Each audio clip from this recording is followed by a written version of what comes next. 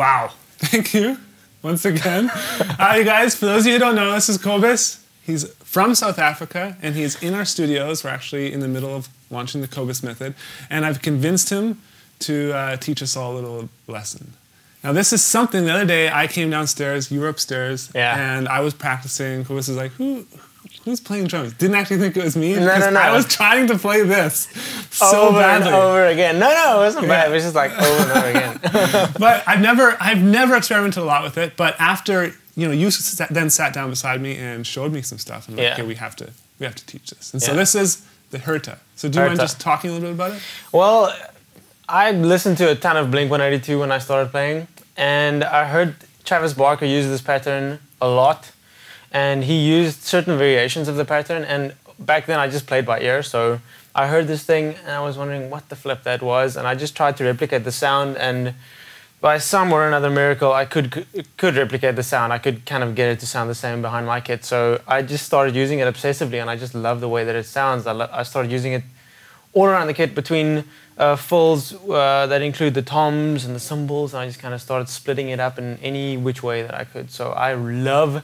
the Herta. If anybody who watches my covers will know that I use them a ton. Yeah. Yeah. Yeah, and so like before we actually came in here, we were looking up the official definition, and one simple definition we found was 2 fast notes followed by 2 slower notes. Exactly. 2 fast notes, 2 slow notes. That's like, you can apply it with regards to 2 16th notes followed by 2 8th notes, or 2 32nd notes followed by 2 16th notes, or whatever you want. But in essence, 2 fast notes, 2 slow notes. And you don't even like to worry about the note values. This is what's awesome about taking lessons from Cobus. I have sheet music prepared, and he's like, I just want to do how it sounds. Yeah. Let's just do how it sounds. So I think that's a great idea. It's a different approach than we're used to, but I think it's like brilliant. Yeah. So just listen and then tap along. I think you guys are going to absolutely love it. Yeah, it's one of those patterns that, exactly what you said. You hear it, and you hear the sound, and then you sit behind the kit, and then you replicate the sound. Yeah. Yeah, so it's just listen to the way that it sounds and the way that it feels, and then we'll get into the technical mumbo jumbo. But just just listen to the way that it sounds and see if you can't snap it right away. Yeah, so do you mind just playing it on the snare drum for them, like just the basic Herta? For sure. And then we can kind of take it from there. Okay.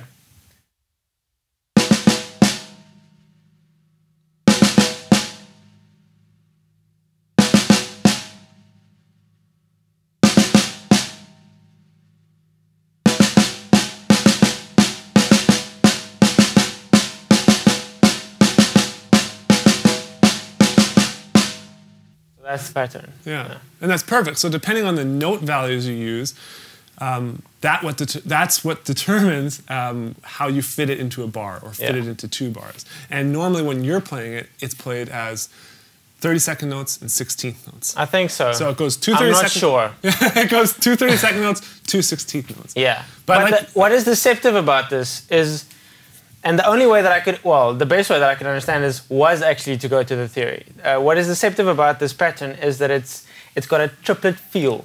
Mm-hmm. So if it's 2 16th notes followed by 2 8th notes, then we all know 2 16th notes can be represented by 1 8th note lengthwise. So essentially, that is then 3 8th notes in length. So it feels like, well, if I play it, you'll hear, you can count 1 2 3 1 2 3 1 2 3 1 2 3. Yeah. So it's got that triplet feel, which makes it deceptive, especially if you use it in kind of the 4/4.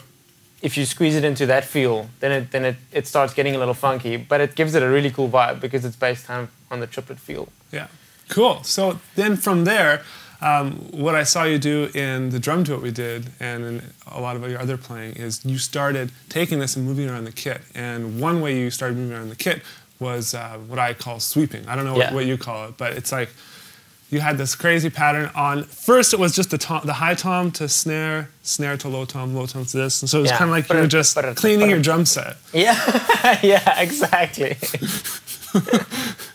But it sounds rad, and that's the cool thing about this pattern, that if you get comfortable with the way that it feels, so I'd say step 1 is just play it on the snare for extended periods of time. Just get comfortable with the feel, get the muscle memory down, and then start splitting it up on the kit. That's what's rad about this. If you do something as simple as just placing the first note on a crash, still keeping the other 3 on the snare, then that's where the sweeping comes from. And then you move the first note to the tom, snare with the second note on the floor tom, but just splitting up the pattern. Mainly the right hand. Mainly the right hand. Actually, the left hand is staying on the snare the whole time. So that's a nice, simple version. But this is just the first step. Like, if you get comfortable with it, you can split it up in a bajillion ways. But what Jared is talking about, the sweeps, is just the same pattern applied to small tom, floor tom, and the snare, with the left hand staying on the snare the whole time. Do you mind just showing them that really slowly? For sure. I'll start fast. Yeah, do it. And then maybe you can slow And then I'll just slow it right down so you can see exactly what I'm doing.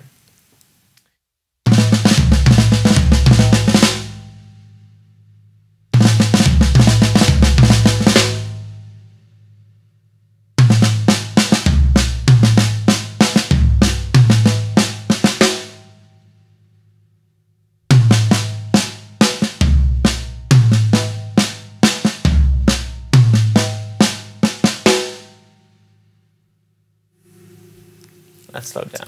Very cool. So now do you mind playing it with a groove and then just using it as a fill? Yeah. Because that works out to a 1-bar pattern. He ends with 2 quick 30-second notes. Yeah. But what I said earlier, what makes this deceptive is the fact that it's a triplet pattern. So you need to stay aware of that. The fact that it doesn't fit into kind of the 4/4 grid super comfortably. You have to kind of be a little bit creative to make it fit nicely. So you'll hear what I do to kind of finish it off in a nice way. I just add the 2 30-second notes at the very end. But just concentrate on the way that it sounds and the way that it feels. Don't think about the notes too much. Yeah. So this is the Herta pattern, the exact same thing that I played now, inside a 4/4 groove.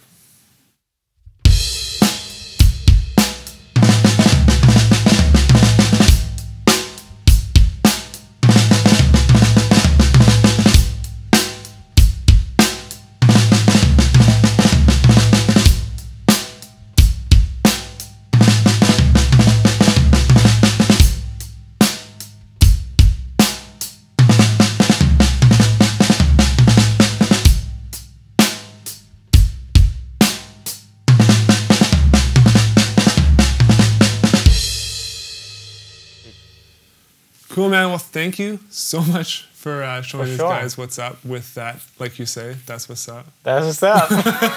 And do you mind, just as we kind of fade out the video, just playing around with it and moving it around the cymbals on your stack, on your bell, like you always do? Not at all. I'll see what I can come up with. Cool. Here we go. Thanks for watching, guys.